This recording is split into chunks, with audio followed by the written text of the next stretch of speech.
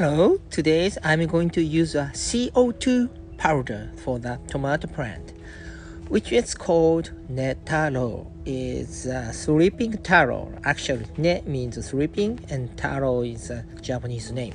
So that helps providing a CO2 to the plant, and the tomato is going to be a good taste and keep fresh, and the color, and it's going to be bigger, and that is the reason I use this.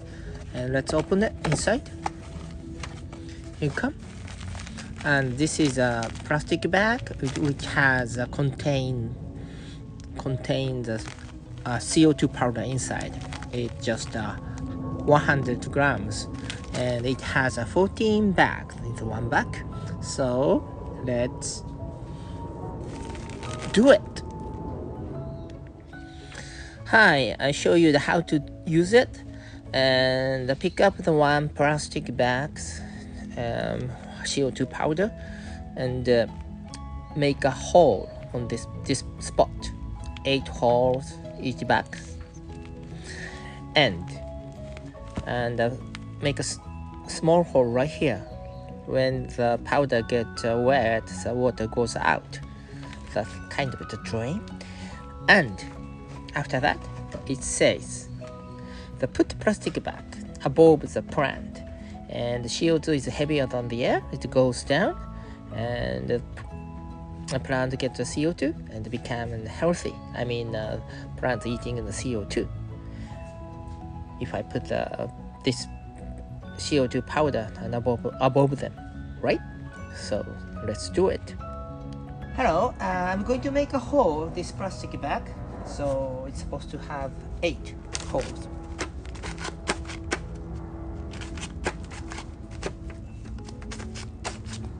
And make sure dry hole right here. And put it in the back. And do it again. 1, 2, 3, 4, 5, 6, 7, 8. And small hole again. Here you go. It's ready. So I'm going to put it, hang it on the top of the plant. Here. Thank you. Hi, I just finish making a hole on this plastic bag, and I'm going to put this CO2 powder on top above the plant, right here.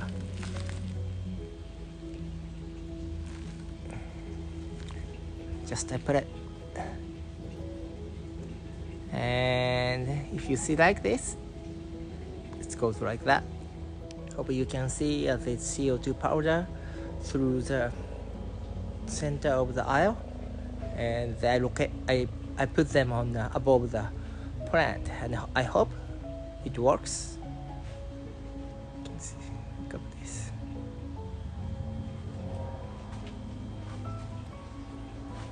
Like that.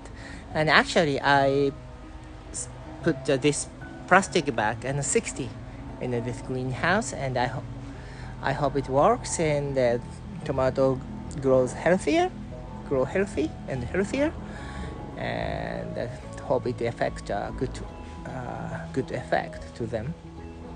And actually I have some equipment to measure CO2 numbers, so I show you how to do it. Here comes, I'm taking in the greenhouse, and there is a small equipment nearby this pillar on the greenhouse, and it calculated the temperature, CO2 density. Can I say the density of CO2, and also how much the sunlight we get, and also soil temperature, a lot of things, and they're gonna put the information above this antenna to my smartphone, and I can check it anytime I want, and everywhere I go, and easily. So I show you what is the number saying at the moment. Hello, I'm just taking the information from that machine. I'm receiving it on a tablet, and I'm going to explain it. So I can tell the information about the temperature in the greenhouse and the humid in the soil and the humid in the greenhouse. At the moment, greenhouse temperature is 13.6 degree, and temperature of the soil is 16.3 degrees. Humid is 73.6%, and CO2 is 360 ppm. And let's have a look. This is a temperature flow graph.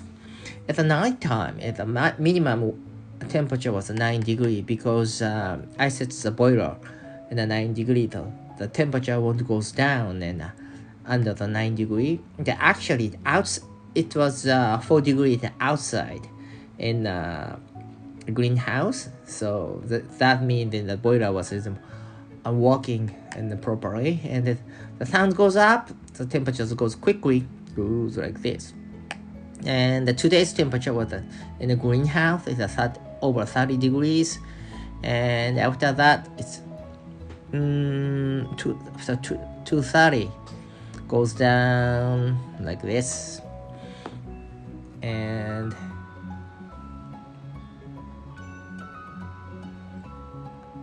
this is the temperature for 3 days. We had a nice sunny day for 3 days. That is a graph, shows the same graph, like temperature it's a maximum temperature usually in 12 o'clock in the morning, and it goes like this. And this is the temperature of the growing point. And the growing point of the temperature means I set the sensor on the nearly top of the tomato plant. That is the growing point. It's a little bit higher than the temperature, because in a little bit I set it higher than a normal sensor. But it says the same graph as the temperature of the greenhouse.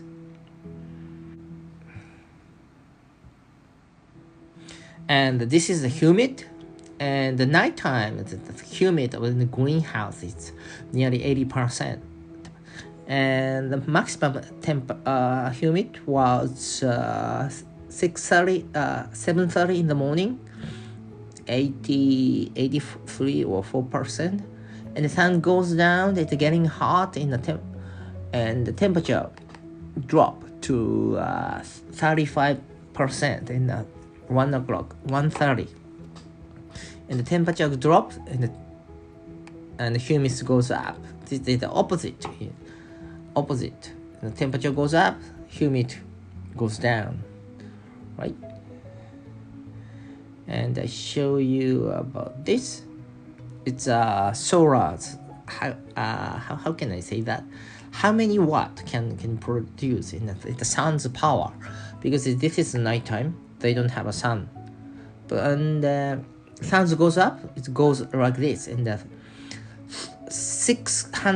says 600 watt in the per square, and they can produce solar.